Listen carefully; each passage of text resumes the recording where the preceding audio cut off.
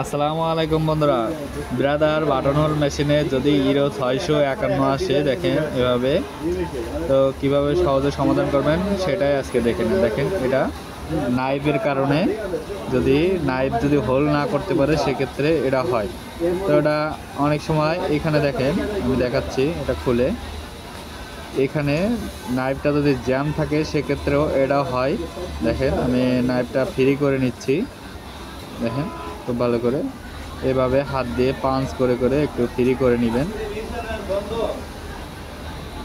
আমি এটা ভালো মতো ফ্রি করার পরেও, তো এটা ফ্রি করার পরেও হয়নি, তো আমি দেখলাম এরপরে বোর্ডের জ্যাকগুলো এভাবে হালকা নাড়াচাড়া দিয়ে, দেখেন